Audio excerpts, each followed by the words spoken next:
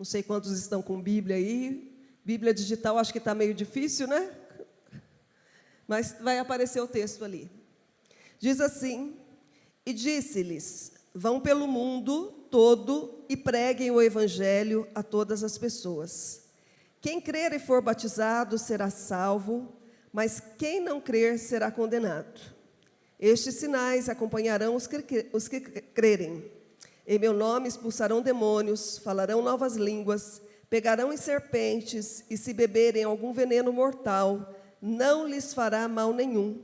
Imporão as mãos sobre os doentes, e estes ficarão curados. Depois de lhes ter falado, o Senhor Jesus foi elevado aos céus e assentou-se à direita de Deus. Então os discípulos saíram e pregaram por toda parte, e o Senhor cooperava com eles, confirmando-lhes a palavra com os sinais que a acompanhavam. Amém? Mais um minuto eu gostaria que você curvasse a sua cabeça, e eu gostaria de fazer uma oração.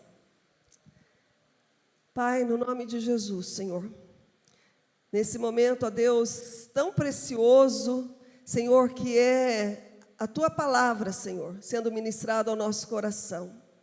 Eu te peço, ó Deus, que o Senhor venha falar ao nosso coração, Pai. Senhor, que de uma maneira toda especial, o Senhor venha usar da minha boca, que o Teu Espírito Santo possa fluir através da minha vida, Senhor, tocando, quebrantando corações aqui, Pai. Eu creio, Senhor, que Tu tens grandes coisas para fazer no nosso meio, em nossas vidas, Pai. E que através dessa palavra, o Senhor possa encher corações aqui, Pai. Que seja algo marcante na vida de cada um aqui. Eu te peço, Senhor, em nome de Jesus. Amém. Quantos aqui acreditam que tem uma palavra de Deus nesse retiro para você? Levante a sua mão. Eu não sei como você veio para cá, não sei quais são as suas expectativas em relação ao retiro, como está o seu coração. Se você orou, se você pediu para que Deus falasse ao seu coração, mas eu creio que Deus ele vai nos surpreender nesses dias.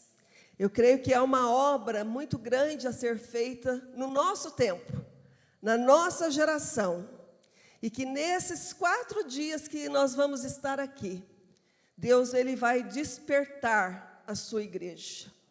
Deus ele vai preparar, Deus ele vai capacitar cada um de nós aqui para realizar a obra pela qual nós fomos chamados. Desde o ano passado, aliás, nós estamos em 2023, final de 2021, já uma palavra tinha tomado o coração do Vanderlei, quando nós conversávamos sobre o retiro. Nós iríamos fazer o ano passado, mas teve uma nova onda de Covid e tivemos que cancelar. Mas a palavra já estava no coração desde 2021, quando nós orávamos e pedíamos a Deus uma palavra. E o Vanderlei falou, Atos 29.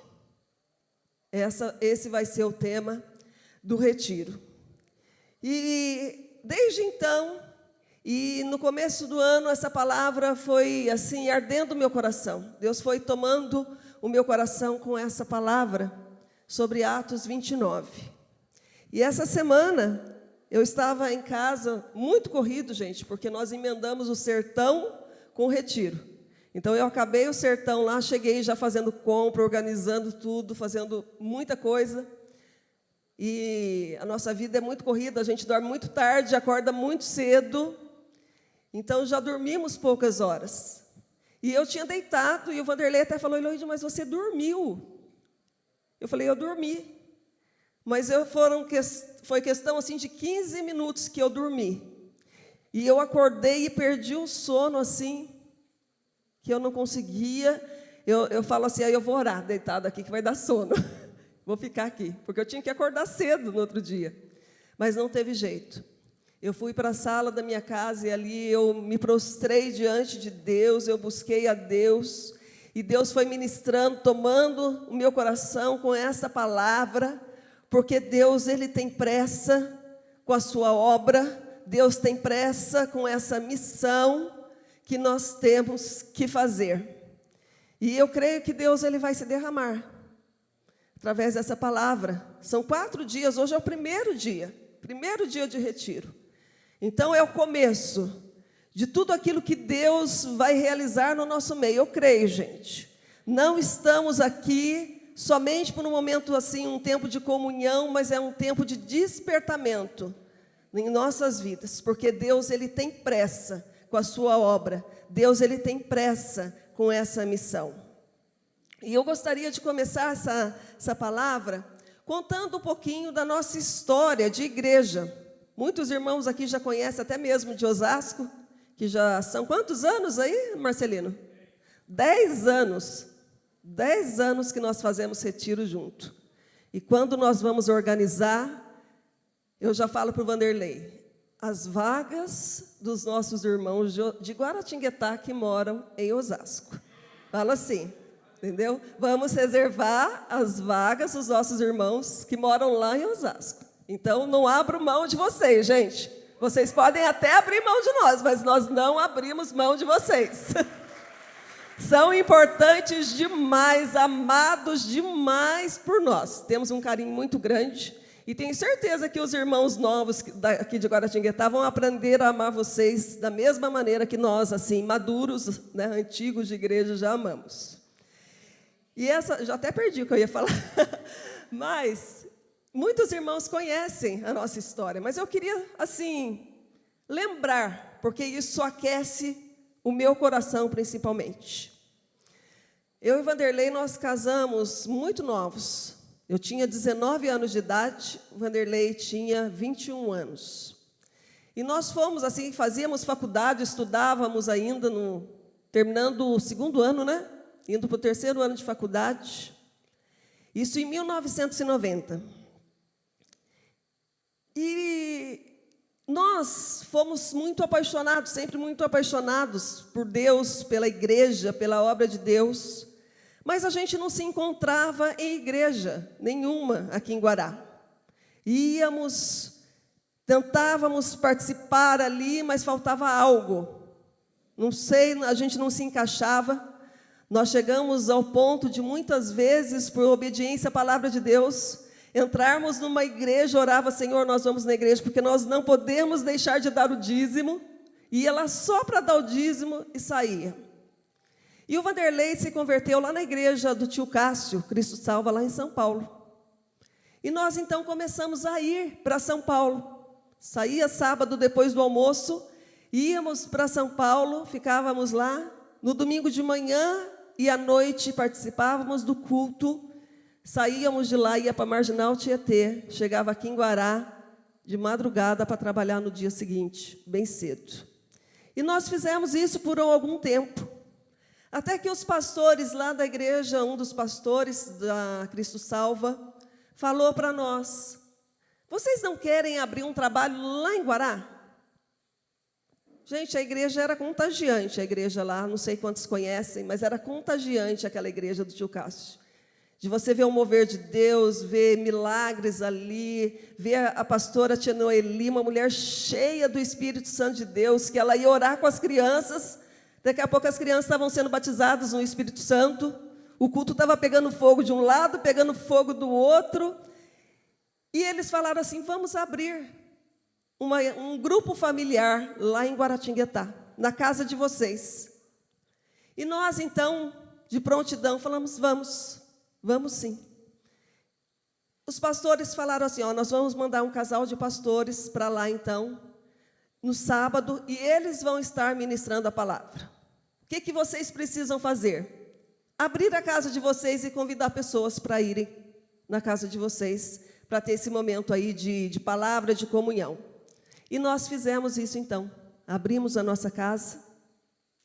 Eu trabalhava na época, semana toda, trabalhava, estudava, fazia faculdade, trabalhava sábado até 1h da tarde. Saía do trabalho e nós íamos arrumar a casa. Primeira reunião nossa em casa, 12 pessoas.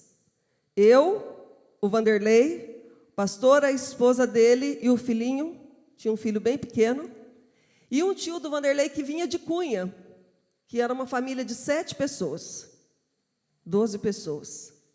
E nós começamos, então, esse grupo. Mas a intenção de abrir o grupo era alcançar vidas para Jesus. Era levar pessoas a conhecerem a Deus, serem salvas em Cristo Jesus. E nós, então, começamos a convidar as pessoas. Nós morávamos num conjunto de apartamento pequeno, de 2 andares.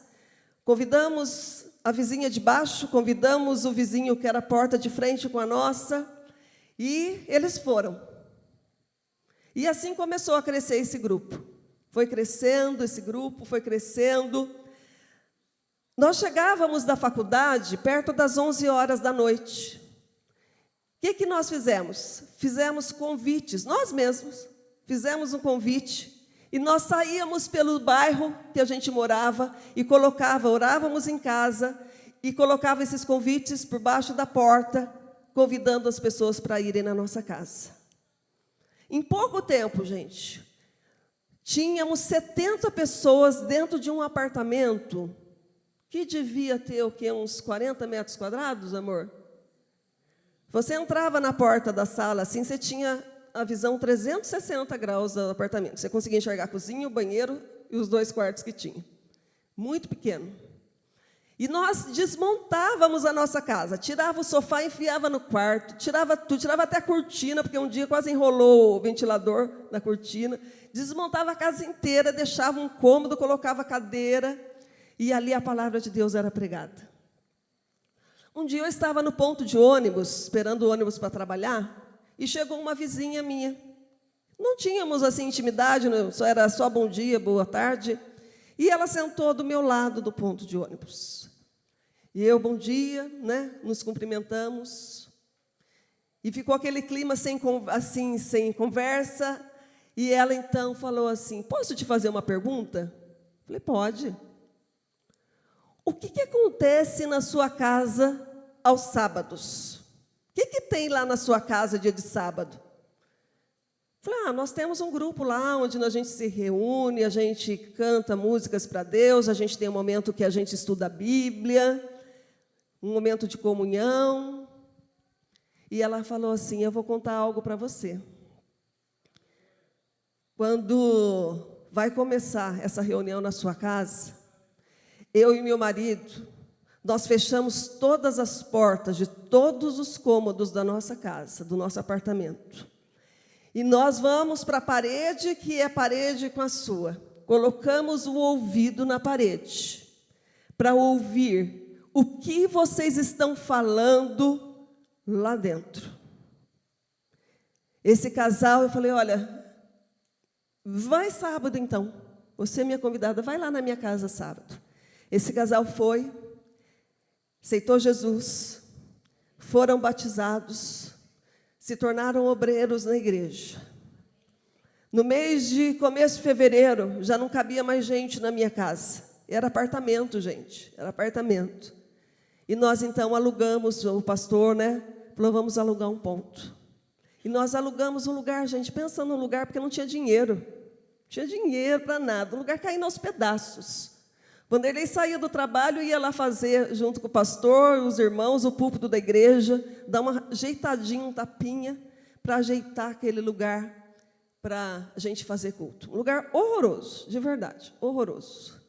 Mas, lembra que eu falei que Deus ele tem pressa com a missão dele? Ele tem pressa. Aquele lugar começou a encher, gente. Nós temos frutos aqui, cadê a Dorinha? Todo mundo conhece a Dorinha, né? A Dorinha foi no nosso primeiro culto lá, né, Dorinha? Naquele ponto. A cunhada dela, que era evangélica, levou a Dorinha, o esposo da Dorinha, na época era namorado, não era nem esposo, Lael, e levou lá na igreja. E assim a igreja foi crescendo. Nós tivemos lá, gente, nós tínhamos um culto de oração na sexta-feira, onde nós tivemos 500 pessoas. Para vocês aí que são de São Paulo, estão acostumados com a igreja grande, fala assim, 500 pessoas?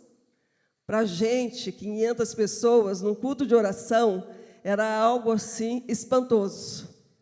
E a igreja foi crescendo, a igreja foi crescendo. Era um salão do lado, teve que reformar o salão do outro lado, porque não cabia mais gente. A cada culto chegava a se converter 40 pessoas em um só culto. Tudo isso porque um dia nós falamos assim: sim, Senhor, estamos disponíveis para fazer a tua obra neste tempo. E eu sempre fui, gente. Não sei se hoje vocês me veem assim, que agora eu já soltei um pouquinho. Mas quem me conhece há 10 anos atrás, aí, 20 anos, 30 anos, que tem gente que me conhece aqui há 30 anos, eu sou extremamente, ou era, né? Eu já não sou tanto, né, amor? Era extremamente tímida. Então, eu era aquela pessoa nos bastidores. Precisava uma faxina na igreja, lavar banheiro, eu estava lá. Precisava varrer a igreja, precisava fazer o que for, eu estava lá. Mas, por favor, não me peça para falar em público, gente. Não me peça para falar com ninguém. Entendeu? Se a minha vida não falar, não me peça. E eu, então, me colocaram num grupo familiar, para dirigir um grupo familiar. Gente, que dificuldade de eu ir para a casa de alguém que eu nem conhecia direito. E eu andava, eu era líder e tinha a minha cooperadora. Ela tinha uma mobilete. Quem é do tempo da mobilete aqui? Os novos nem sabem o que é isso, né, gente? Mobilete. E eu sentava na traseira da mobilete e saía lá no Parque São Francisco para distribuir folheto. Falava: vai ter uma reunião aqui na quinta-feira, vai lá para você conhecer. E então, nós fomos, e hoje eu conversava com a Neide, que estava me ajudando na cozinha, e falei: Neide, conta para mim, vai, como é que foi você, como é que você chegou na igreja? E foi assim, uma pessoa que foi para a igreja, que falou da igreja, e que convidou a Neide para ir, e ela foi. Ninguém era convertido da família dela. Nós chegamos a ter 40 pessoas na casa da sogra dela. Todas as pessoas não eram convertidas e se converteram naquele lugar. Um dia, nesse culto de oração de 500 pessoas, chega um pai, 15 minutos antes de começar o culto, desesperado, e procura, sobe, tinha uma salinha do pastor, ele subiu e falou: pastor, me ajuda, eu estou desesperado, não sei o que fazer. O meu filho está quebrando tudo dentro de casa, eu não sei o que vai ser, eu preciso que o senhor vá lá e expulse esse negócio do meu filho, porque senão ele vai quebrar a casa inteira. Gente, o pastor ainda não pensou duas vezes, ele desceu na sala dele, e ele chamou o Vanderlei, chamou os outros obreiros ali da igreja e falou: vamos para a casa do irmão. Gente, mas faltava 10 minutos para começar o culto. A igreja cheia. Falei: mas quem vai pregar? Quem que vai dirigir o louvor? E eu sempre gostei de sentar na primeira cadeira, porque assim nada me tira atenção. E eu sentado na primeira cadeira, e ele olha e ele fala assim: toma, Eloíde, hoje você vai dirigir o culto, tá? Faz o louvor aí, dá uma palavra e ora com os irmãos. Gente, eu tinha 93, quantos anos eu tinha, amor? Nem sei. 22 anos. 22 anos, gente, extremamente tímida. E eu falei: tá. Falei: Senhor, o que eu vou fazer agora? Não tem palavra. Hoje eu brinquei com o pessoal da pizza. Hoje tem noite da pizza, me aguentem, que depois eu vou pagar pizza para todo mundo aqui, tá? Então, me aguente. E eles falaram: que hora que a gente começa a assar pizza? Eu falei: não sei, porque eu preparei 10 páginas para falar. Então, eu falei assim: eu dou um sinal. Mas eu não tinha nada preparado, não tinha um esboço para falar, gente. Como é que eu ia pregar? Na época eu fazia parte do louvor, tá? Hoje eu não me arrisco, mas na época, hoje é só coral. E eu, então, dirigi o louvor, gente. Dirigi o louvor. E Deus, então, deu uma palavra rápida ali. E eu preguei, eu orei, eu tirei oferta. E quando o pastor e a turma chegou tudo suado, cansado na igreja, porque o negócio foi feio lá na casa do irmão, mas graças a Deus chegou com ele até, né? Com o menino liberto lá, e falou: e aí? Falei: já acabou aqui, dei conta do recado, dei conta, foi bênção lá, mas foi bênção aqui. E essa história, gente, eu tenho aqui a minha irmã, o Ivair, que era o Jair, virou Jair no sertão. que nós convidamos, é fruto do trabalho que começou na minha casa. Ele fala assim, ó, lá atrás, quando você convidou. Quantas pessoas, tem a Neide, tem a Dorinha, tem a Sandra, tem várias pessoas que daquela época estão até hoje com a gente. Fruto de algo que Deus tocou no nosso coração e nós falamos, sim, Senhor, usa das nossas vidas. Desde então, nós não paramos com a obra de Deus. Desde então, nós permanecemos firmes na presença do Senhor, servindo ao Senhor. E quando eu lembrava essa história, lembrei de um moço que trabalhava comigo. Pensa numa pessoa perdida, gente. Uma pessoa perdida mesmo. Ele trabalhava no sábado, depois ia aparecer para trabalhar na quarta-feira só. E era um moço extremamente talentoso, bom de serviço, como a gente fala. O patrão não dispensava porque ele era bom. Mas ele chegava na quarta-feira para trabalhar. E aí o que aconteceu? Porque ele bebia tanto que ele só ia se recuperar para trabalhar na quarta-feira. Mas eu gostava demais desse moço, assim, que trabalhava comigo. E a gente queria levar ele para o grupo familiar. Falei, mas como que a gente vai levar? O menino gosta de bagunça, gosta de balada. Uma vez ele estava numa festa, levou um tiro, gente, lá na festa. Olha o nível, né, das festas que ele frequentava. E ele tocava violão. Aí falamos, já sei. Quando ele falou, já sei como é que eu vou laçar esse. E ele então falou assim, ô Valdair, você não quer me ensinar a tocar violão? Aí falou, você vai lá na minha casa. E o Vanderlei então pegava o violão e falou, só que são só essas músicas. Tudo música de igreja. Tudo música de igreja. E o Vanderlei não aprendeu uma, pior. Era só a estratégia, ele queria usar a estratégia. E ele foi várias vezes, gente. Resumindo a história, porque senão eu só vou ficar contando a minha história aqui, mas Deus tem muito mais para falar. Hoje, esse Valdair, ele é pastor. Pastor numa igreja. Gente, é até bonito, porque é dessas igrejas que usa gravata. Ele era tão assim, sabe? E você vê a foto dele assim, que ele posta toda semana de gravata, já dirige uma congregação, né? Servindo a Deus. Tudo isso porque alguém falou de Jesus, a semente foi plantada, não deu fruto no dia, no mês, no ano, mas o fato é que um dia essa semente ela frutificou na vida dele. Toda a casa dele serve ao Senhor, toda a família dele serve ao Senhor. Esse é um pouquinho da nossa história aí de igreja. Tinha muito mais coisa para falar para vocês, mas a gente não tem muito tempo. O texto que nós lemos aqui, de Marcos 16, são as últimas instruções de Jesus para os seus discípulos antes de Jesus voltar para o céu. E a última palavra de Jesus para os discípulos foi: ide por todo o mundo e pregai o evangelho. Ou seja, Jesus ele estava voltando para o céu, mas ele deixou uma missão para a igreja, de dar continuidade à sua obra aqui na terra. Que missão é essa? Levar as boas novas, as boas notícias de salvação aos perdidos. E há muitos perdidos neste mundo precisando receber essa boa notícia.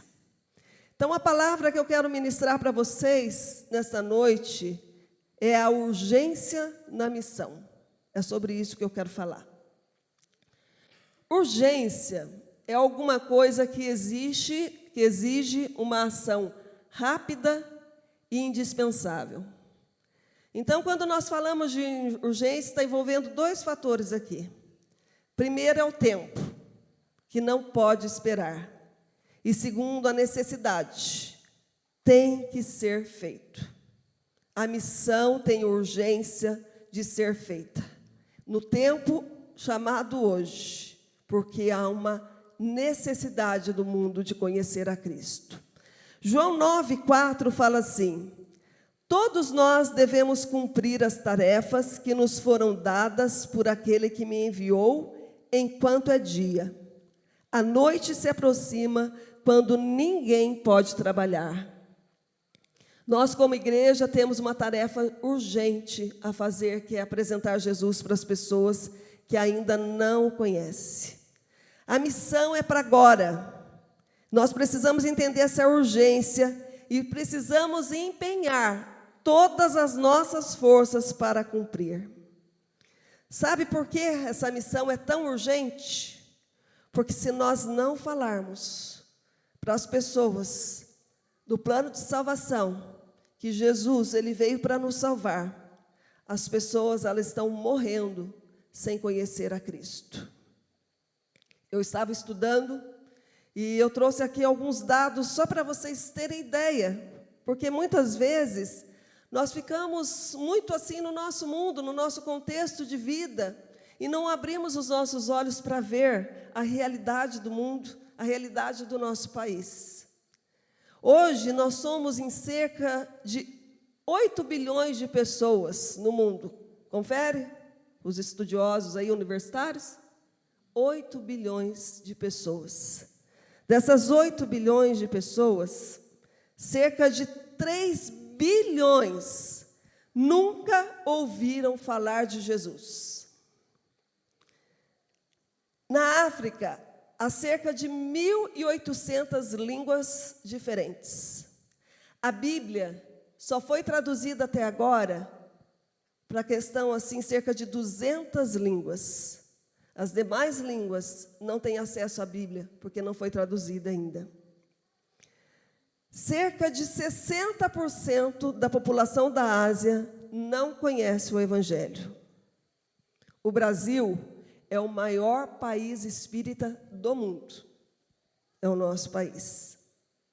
No Brasil, quem foi aqui no sertão, gente? Apaixonante, né, gente? Apaixonante. Quem foi?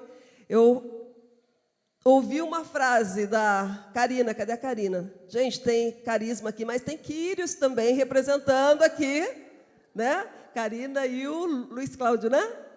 Representando a Quírios. E eu ouvi uma frase sua. Não sei se a gente estava no momento esperando lá para tomar banho, não sei. Que momento você falou? Você falou assim, que você dava, assim, abria mão de todo o conforto da sua casa para viver mais dias daquilo que nós vivemos no sertão. Não foi, Karina, que você falou isso? É algo assim apaixonante, você ir no sertão. Mas existem só no nosso sertão 6.000 assentamentos de terra, 2.000 quilombolas, na região dos ribeirinhos, 10.000 comunidades que não têm sequer um ponto de pregação do Evangelho. Isso no nosso país. Na nossa cidade, no nosso bairro, na nossa rua, na nossa família, quantos ainda não ouviram o Evangelho?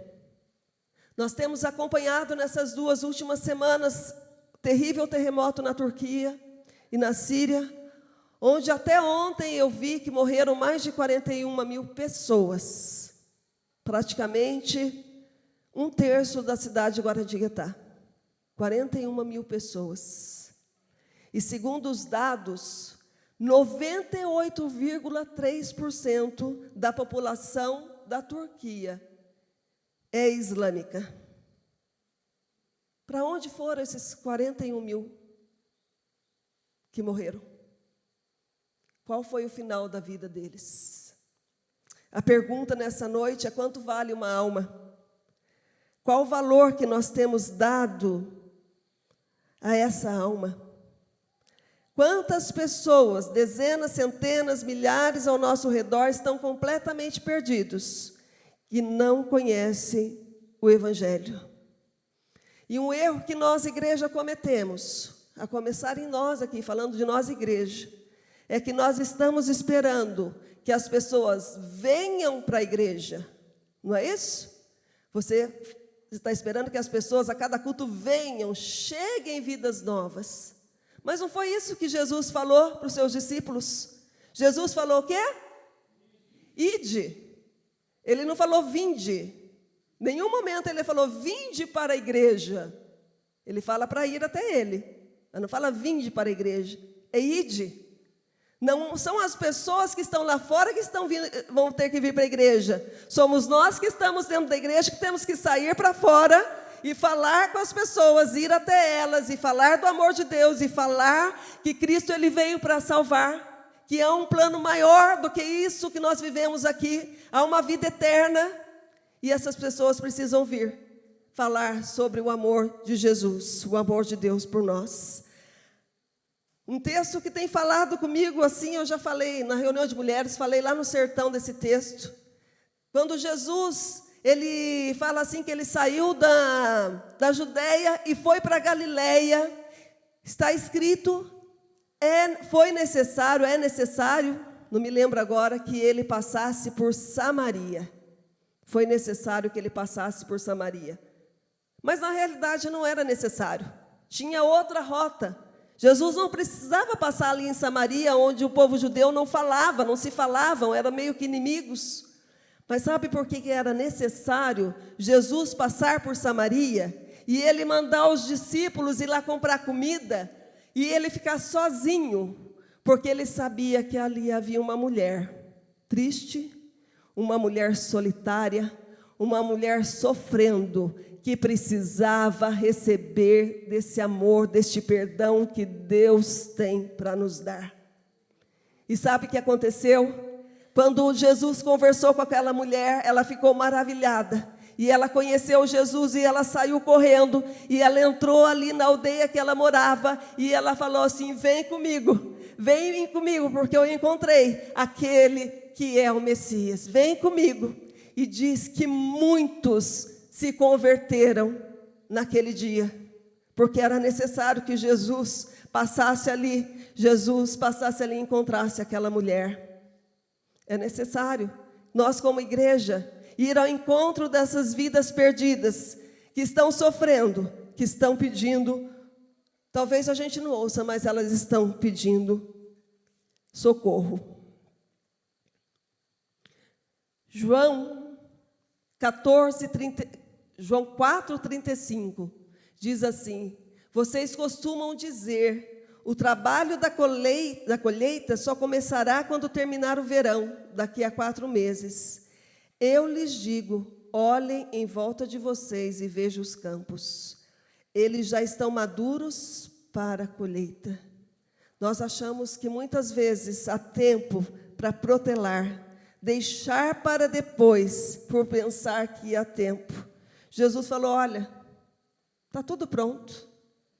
Os corações já estão prontos, porque quem convence é o Espírito Santo. Não sou eu que vou convencer uma pessoa a entregar a sua vida a Jesus, é o Espírito Santo. Está tudo pronto.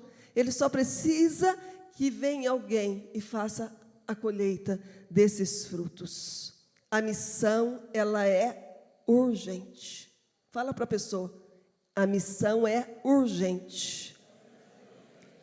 Essa missão, ela tem que arder no nosso coração. Quem que vai falar do amor de Deus para essas pessoas? Só um minutinho aqui. Quem vai falar do amor de Deus? O mundo está esperando por nós. Eu sou muito chorona, sou assim, muito manteiga derretida. E Marcelino, teve aqui uma identificação, isso aí, esse amém. E nesses dias que eu acompanhei sobre o terremoto na Turquia, gente, como eu chorei. Eu chorei com as pessoas que morreram, com as pessoas que foram resgatadas, com as pessoas que trabalharam no resgate. E falava assim na televisão, há bombeiros trabalhando 24 horas seguidas, em busca de uma vida, de salvar uma vida. Há muitas pessoas, falando agora, fazendo assim uma comparação, há muitas pessoas que estão nos escombros. Há muitas pessoas que têm vivido momentos sombrios. E nós somos essas pessoas que Deus está chamando para resgatar, tirar essas pessoas dos escombros. Quando um bombeiro resgatava uma pessoa, gente, aquele monte de bombeiro, uma pessoa com vida, era uma mistura de sentimento de choro, momento ali de riso, com a alegria daqueles homens resgatando. Nós somos essas pessoas que vamos resgatar, essas pessoas que estão no meio dos escombros da vida, perdidos, sofrendo. Lá no fundo, no meio dos escombros, tem alguém falando: socorro, socorro, alguém me ajude. Socorro, eu estou precisando, eu estou aqui, me ajude. E nós temos que estar lá naquele momento para resgatar aquela vida para Jesus. Você entende a urgência dessa missão? Os discípulos, quando eles ouviram o ide de Jesus, eles entenderam exatamente a urgência.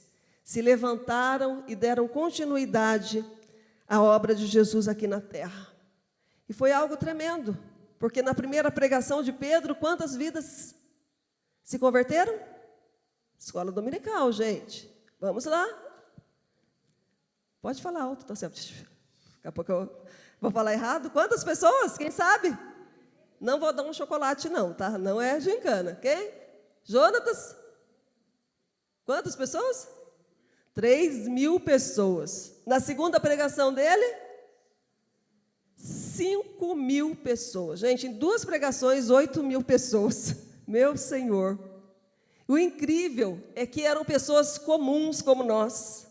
Pessoas ali que não tinham estudo, não tinham uma preparação, não fez um curso teológico, fez com Jesus, né?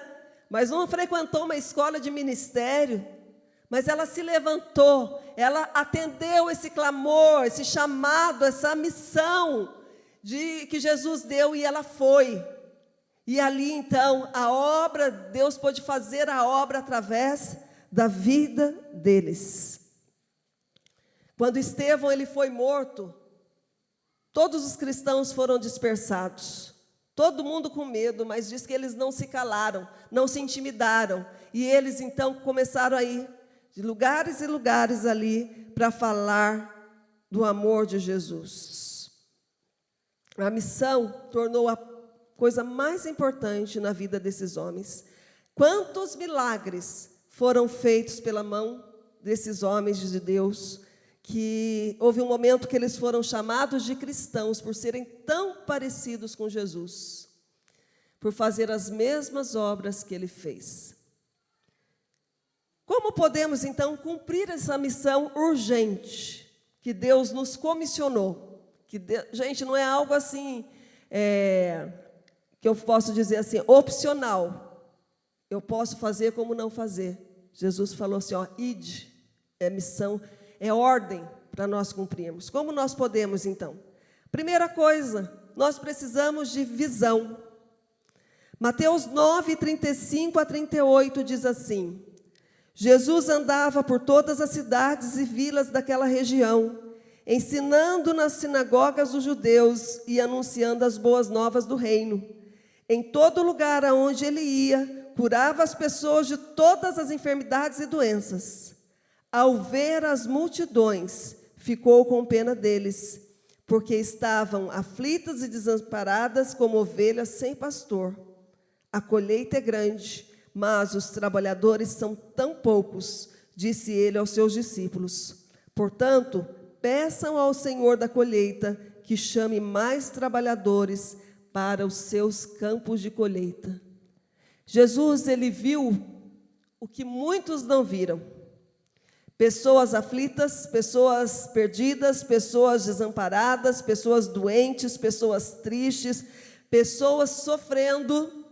E Jesus, então, ele olhava para essas pessoas e ele olhava do outro lado para ver quem eram os trabalhadores que iam em encontro a essas pessoas. E Jesus falou para os discípulos: há muita gente, a seara é muito grande, o campo é muito grande, mas são poucos os trabalhadores. Há muita gente precisando de Deus, mas poucas pessoas disponíveis para servir a Deus, para levar Jesus a essas pessoas.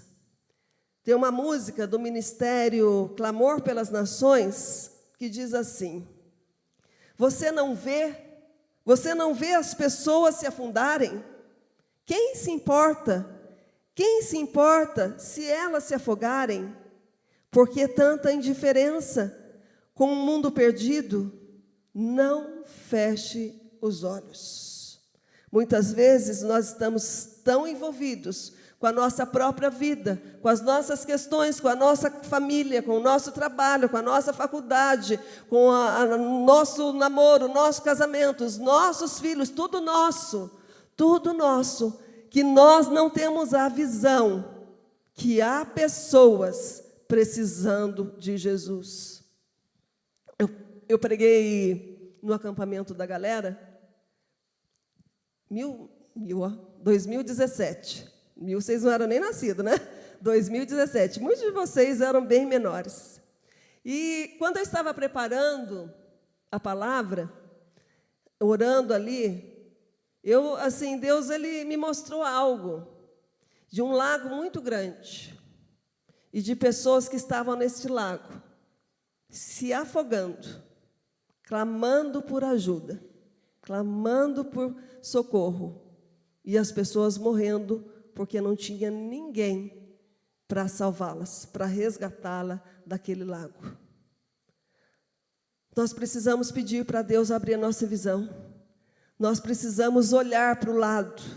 Gente, eu convidei a vizinha de baixo, eu convidei meu vizinho da porta, do outro lado, não convidei uma vizinha. Não tive a visão. Mas olha que coisa. Ela veio falar assim, eu posso ir, gente, que vergonha. Eu posso ir na sua casa. Que vergonha. Eu não convidei aquela vizinha que estava desesperada por ter um encontro com Jesus. Desesperada. Vocês que estão aí jovens, muitos jovens aqui, quantos jovens estão se suicidando? E daí você fala assim, mas como? O cara é universitário, já está trabalhando, tem uma família que ama, por quê? Porque não conhece Jesus. Nada preenche o coração de uma pessoa se não for o amor de Deus por ela.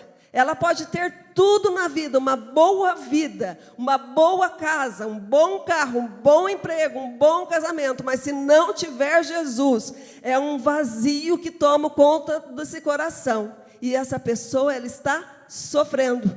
A missão é urgente. Pode ter pessoa do seu lado lá na escola, quase que gritando, que sabe que você é evangélico, que você é cristão, está quase gritando para você. E porque você está com a visão fechada, com os olhos fechados, você não está vendo que aquela pessoa está desesperada e precisa encontrar a Cristo. Quem vai falar do amor de Cristo para essas pessoas? Gente, a Bíblia ela é muito clara. Eu não gosto de pregar sobre o inferno, mas o inferno é real. O inferno é real. Nós cantamos aqui, como é que é? O inferno perdeu mais um, livre sou, livre sou. Agora, quem vai ser livre através da sua vida? Quem que vai cantar através da sua vida? O inferno perdeu mais um, livre sou. Quem? Através da sua vida. Deus nos livrou, glória a Deus, Deus nos encontrou. Alguém pregou o evangelho para nós. Alguém falou do amor de Cristo para nós. E hoje nós temos vida em Cristo. Temos a salvação, temos uma vida eterna garantida para nós. Porque um dia alguém pagou o preço de falar, de abrir a sua boca, abriu a sua visão e enxergou você. Enxergou você. Quantos aqui aceitaram Jesus num momento muito ruim da sua vida? Alguém falou de Jesus, seja na igreja, levanta a mão. Você estava num momento muito ruim. Agora é a sua vez.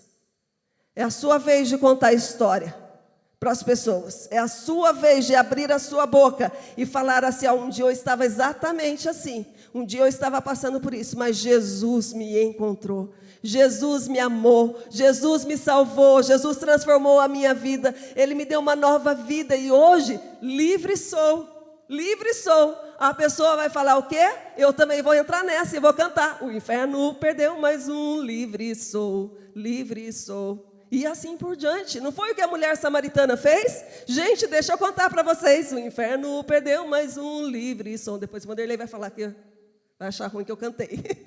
Mas aí ela foi lá, contou para as pessoas da cidade, da aldeia dela. O inferno perdeu mais um. Vou contar para você. Encontrei Jesus. E Ele me livrou do inferno e da morte. Ele me deu uma nova vida, uma nova história. Jesus vai escrever na minha vida um recomeço, uma transformação. Eu tive não sei quantos maridos, mas hoje eu tive um encontro com Jesus que mudou a minha vida. Quantas pessoas precisam ouvir desse amor de Deus? Nós precisamos falar: Senhor, abre os nossos olhos, porque tem pessoas se afogando do nosso lado, tem pessoas nos escombros. E você tem que ser aquela pessoa que vai resgatar. Porque Deus, Ele conta com você. A obra sou eu. Não vou apontar para isso. Eu que tenho que fazer. Não é outra pessoa. Jesus, Ele não vai voltar aqui de novo. Só para buscar a igreja, os salvos. Mas quem tem que falar, somos nós. Quem tem que cumprir a missão, somos nós. Então, nós precisamos entender o que eu preciso. Eu preciso de visão. Preciso de visão, que Jesus, Ele abra os nossos olhos aqui para que a gente enxergue. Outra coisa que nós precisamos, oração. Você orou hoje? Não aqui no culto, gente, não vale. Você orou hoje? Nós estamos fracos de oração, né, gente? Nós estamos fracos de oração. Atos 1, 12, 14. Eles estavam no Monte das Oliveiras quando isso aconteceu, de modo que caminharam cerca de 1 quilômetro de volta para Jerusalém. Quando chegaram, subiram ao cômodo do andar superior da casa onde se reuniam. Esta é a lista dos que se achavam presentes ali: Pedro, João, Tiago, André, Filipe, Tomé, Bartolomeu, Mateus, Tiago, filho de Alfeu, Simão, também chamado Zelote, e Judas, filho de Tiago. Todos estes perseveravam em oração com as mulheres, com Maria, a mãe de Jesus, e com os irmãos de Jesus. Atos 2:42. E todos eles continuavam firmes no ensino dos apóstolos, na comunhão, no partir do pão e nas orações. Jesus, Ele foi um homem de oração. Se nós lermos os evangelhos, em todo momento há um texto, há um versículo em que fala que Jesus, Ele se levantou de madrugada para orar. Jesus, Ele se retirou para orar. Jesus, Ele passou a noite orando. Ele foi para um lugar deserto a fim de orar, de falar com Deus. Sabe qual foi o segredo de Jesus para exercer essa missão que Deus deu a Ele aqui na terra? Oração. Quando Jesus subiu ao céu, o que os irmãos da igreja que nós lemos aqui foram fazer? Li 2 textos. Jesus falou com eles e subiu. Eles foram, se reuniram lá no pátio superior e diz que eles oravam, buscavam a Deus. E eu fiquei, gente, a palavra de Deus é tremenda. Quando Deus, Ele quer falar com a gente sobre alguma coisa. E eu fui ler o livro de Atos, e interessante, no capítulo 1, fala ali que os discípulos se reuniram e oravam. No capítulo 2, todos estavam ali, perseveravam na palavra, na comunhão e nas orações. No capítulo 3, Pedro e João subiram ao templo para orar. Aí você vai ver, no capítulo 4, daí eles foram presos ali porque fizeram um milagre, e foram soltos porque não puderam acusá-lo. E o que aconteceu? Saíram dali e foram orar. Depois, quando Pedro foi preso novamente, diz que a igreja fazia contínua oração por ele. Paulo e Silas estavam na prisão, o que eles estavam fazendo? Cantando, louvando e orando ao Senhor. Sabe qual é o segredo? Para nós cumprirmos essa missão? Oração. Porque a oração, ela gera intimidade. A intimidade, ela gera proximidade. Eu preciso conhecer Deus. Mas para isso, eu preciso orar. A oração é a maneira que nós temos de nos relacionar com Deus e nos tornarmos íntimos dele. É na oração que Deus ele vai revelar os seus segredos a nós, aqueles que o buscam. A nossa vida, ela tem que ser mais Deus e menos nós. E isso é somente através da oração, se nós buscarmos a Deus de todo o coração. Preste atenção nessa frase. Quanto mais perto, mais aquecido, mais fogo. Quanto mais longe, mais frio, menos fogo. Sabe essa história que eu contei minha, um pouco que eu contei minha e do Vanderlei para vocês? Nós trabalhávamos cedo, entrávamos cedo no serviço. Nós levantávamos, nós fazíamos 2 horas de preparação diária antes de sair para o trabalho. A gente tinha uma devocional, que eram só versículos bíblicos, era meio assim, gente, mas funcionou, porque graças a Deus eu sei muito da Bíblia hoje por causa dessa devocional. A gente tinha que ler essa devocional por 1 hora, era a tarefa dada pelo nosso pastor. 1 hora lendo devocional diária de um cristão. E ali tinha versículos sobre salvação, sobre cura, sobre libertação, sobre tudo. E a gente lia aqui, lia. Depois, 1 hora de oração. O pastor perguntava, você orou hoje? Você fez seu devocional? A liderança unânime da igreja fazia isso. Nós marcamos uma vez, vamos fazer essa devocional na igreja. Gente, estou vendo a Carla com a neném ali, com a Ana Laura, menor que isso. 5h30 da manhã, 6 horas. Chegando com uma criança de meses para fazer a preparação diária de um cristão. A moça deixou a criança cair, vazou, ela dormiu e a criança vazou, mas a gente perseverava na oração. Culto, a gente chegava, orava 1 hora antes do culto começar. Sabe o quê?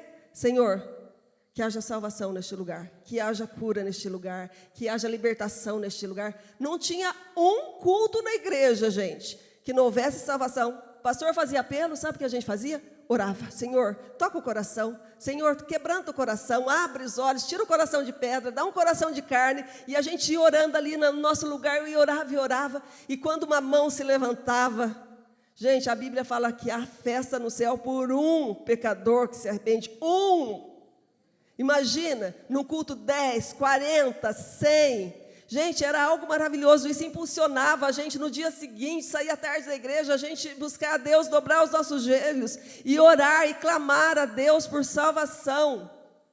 E às vezes a gente deixa em segundo plano, porque a nossa vida é uma vida muito corrida. Antigamente a gente começava a trabalhar às 8, hoje em dia, a maioria das empresas grandes começam Felipe, 7 horas, não é? Aí você faz a conta, bom, vou ter que levantar, vou ter que sair de casa às 6 e pouco, né? Aí, vou deixar para orar depois. Aí você chega em casa morto de cansado, não tem pique para orar. Você quer saber o segredo de você cumprir essa missão que Deus deu? Ore, busque a Deus de todo o seu coração, porque Deus ele vai revelar, Deus vai mostrar, Deus vai dar dons para você. Quando você estiver buscando Ele ali, Deus vai mostrar pessoas do seu lado que precisam de você, de uma palavra sua. Mas para isso precisa intimidade com Deus, precisa comunhão com Deus. Para ouvir a voz, você precisa buscar a Deus. Amém? E por último, já está o cheirinho da pizza, não está, gente? Aguenta aí, aguenta aí. O que eu preciso para cumprir essa missão? Ser cheio do Espírito Santo. Atos 1:8. Diz assim: mas receberão poder quando o Espírito Santo descer sobre vocês, e serão minhas testemunhas em Jerusalém, em toda a Judéia e Samaria e até os confins da terra. Quando Jesus falou ali com os discípulos pela última vez, ele falou assim: olha, fica no lugar que vocês estão, ficai em Jerusalém, até que do alto venha poder do Espírito Santo e vocês sejam cheios do Espírito Santo. Porque uma pessoa vazia do Espírito Santo não vai alcançar corações, não vai cumprir a missão. Eu dei esse exemplo naquele acampamento e hoje Deus me lembrava. Tem alguém com sede aí? Está com sede? Toma esse copo de água. Toma. Matou a sua sede? Alguém mais quer? Ele colocou a boca, mas tudo bem. Mas alguém quer água? Vocês querem? Estão com sede? Vai matar a sua sede?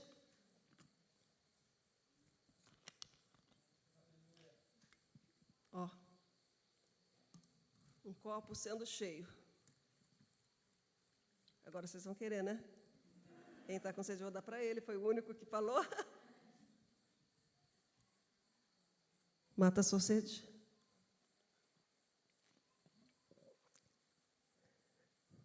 Matou a sua sede? Não matou a sede ainda.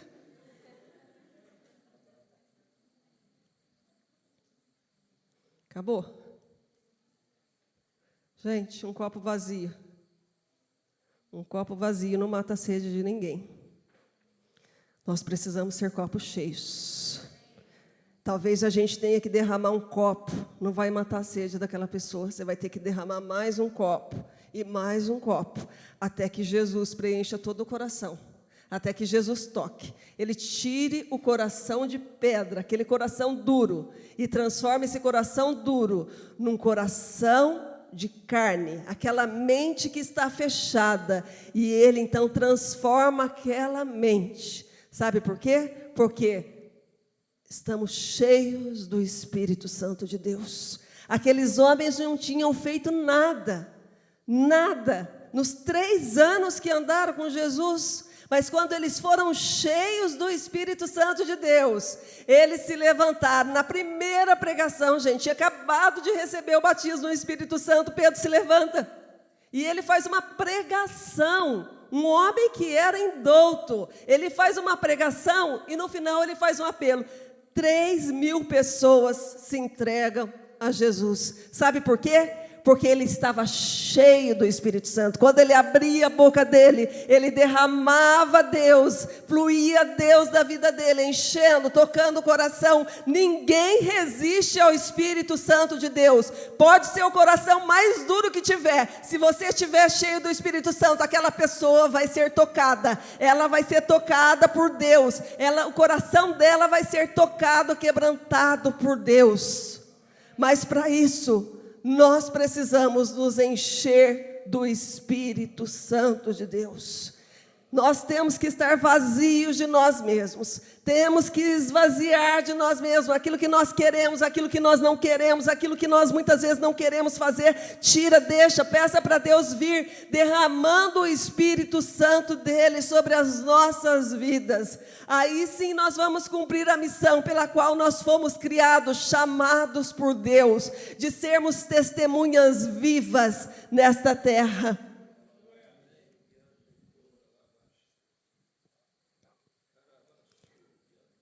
Um dia, 7 filhos de um sacerdote, gente. Não era qualquer pessoa, não. 7 filhos de um sacerdote foram expulsar demônios de um homem possesso e falaram assim: em nome de Jesus, a quem Paulo prega, saia. Sabe o que o demônio falou? Eu conheço Jesus. Bem sei quem é Paulo. Mas quem são vocês? A igreja de Atos, ela foi uma igreja fenomenal. Quantas conversões, gente, eu queria de verdade ter vivido nesse tempo. Os apóstolos saíam, os doentes iam para a rua, os parentes dos doentes, pegava os doentes, colocava na beira do caminho, e se a sombra do apóstolo ali passasse por ali, pegasse a sombra naquele doente, era curado. Outros levavam lenços, e pegava e orava pelo lenço, e levava para o doente, era curado, e as pessoas iam sendo salvas. E Paulo foi lá e ressuscitou o menino que caiu da janela. Tantos milagres, tantas coisas maravilhosas que Deus fez. Preste atenção, gente. Homem como eu e você, eles não eram especiais, não eram super crentes, super heróis. Era eu e você, igualzinho. Mas quando eles foram cheios do Espírito Santo, a ousadia de Deus veio sobre a vida deles. E eles não se contentavam. Eles começaram a falar, começaram a sair de cidade em cidade, de vilarejo em vilarejo, e falar do amor de Deus para essas pessoas.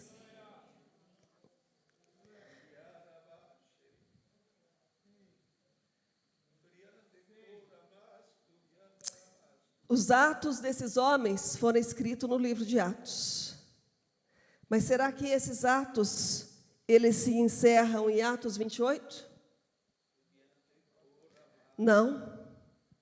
Porque a gente tem que pregar o evangelho até que Jesus venha. Os capítulos seguintes de Atos é você,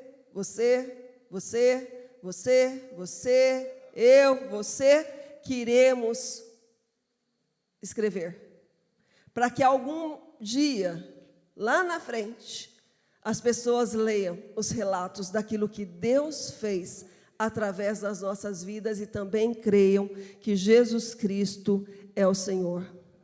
As pessoas estão perdidas e nós temos a solução, temos Jesus. Só o Evangelho pode trazer esperança para o homem e nós não podemos reter para nós.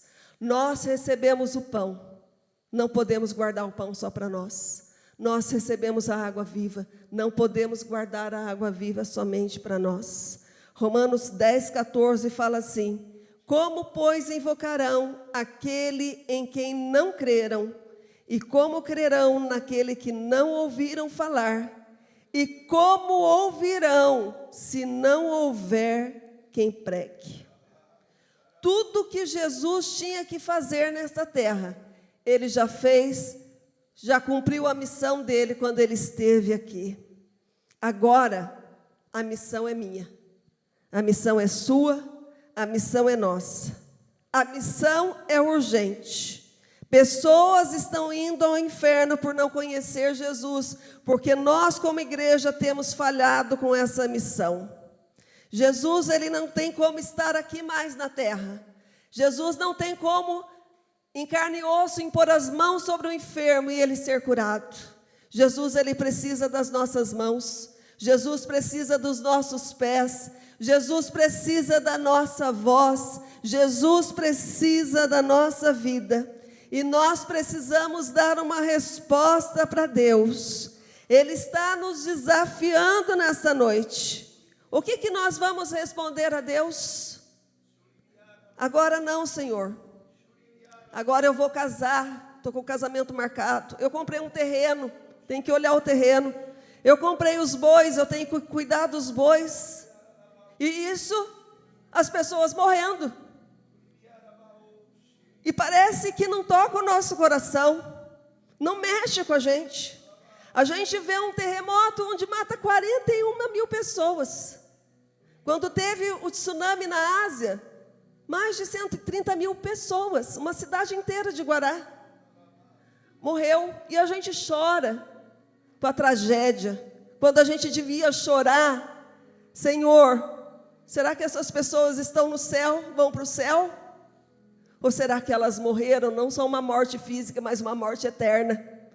Aí a gente ia chorar de verdade, porque não tem. A Bíblia fala que nós temos uma só vida, depois disso é a morte. Não vamos ter a chance em outra vida, não existe isso, gente. É ensinado em muitas religiões, mas não existe isso, não temos outra chance, a não ser esta vida que Deus nos deu. para cumprir o chamado de Deus. Aquilo que Deus tem ordenado à igreja, não foi aos discípulos, não foram aos apóstolos, não foram aos estudiosos, mas a nós.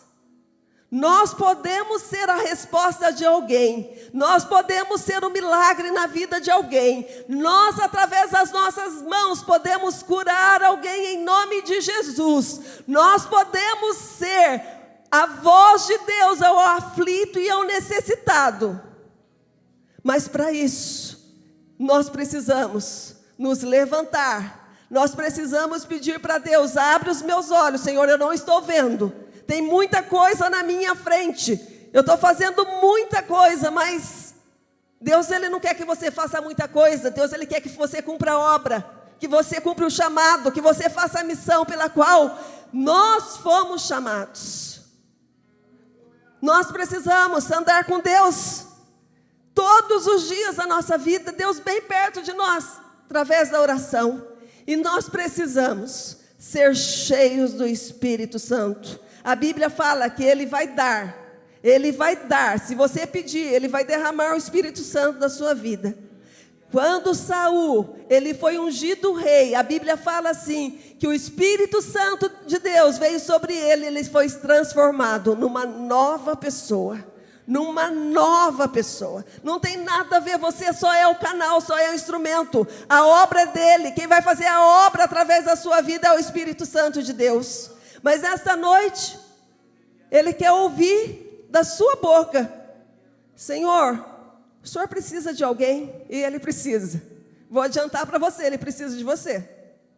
Ele precisa de você. Ele precisa de você. Ele precisa de você. Ele precisa de você. Ele precisa. Mas eu preciso ouvir você falar: eis-me aqui, Senhor. Eu entrego a minha vida para te servir. Eu entrego a minha vida para servir, para cumprir o teu chamado, a missão. A missão, eu sei que é urgente. É urgente. Hoje mesmo, gente, nesses dias, quantas pessoas estão no carnaval? Triste. Triste. Quantas pessoas tomando bebida, se prostituindo, fazendo tantas coisas erradas. Nós estamos aqui. Já contei essa história. Tínhamos um jovem na igreja que tocava violão no ministério de louvor. E um dia ele desanimou. Não tinha ninguém do lado dele para falar: vamos, Deus é com você, não desanime, não largue. Ninguém falou. E ele então um dia falou assim: eu vou no carnaval. E aqui em Guará, não sei se existe, mas existia um bloco que chamava Banda Mole, que eram os homens que se vestiam de mulher. E ele foi e colocou uma roupa da irmã dele, se vestiu de mulher. Na primeira noite, sexta-feira de carnaval, não sei se jogaram, não sei se ele estava bêbado, ele caiu no Rio Paraíba. E ele ficou sumido até quarta-feira de cinzas. O pai dele foi reconhecer o corpo dele na rede, a quilômetros aqui de Iguará, lá em Areias. E a visão que o pai dele teve, o filho morto vestido de mulher. Há muita gente do nosso lado precisando. E eu queria que você agora, neste momento, fechasse os seus olhos.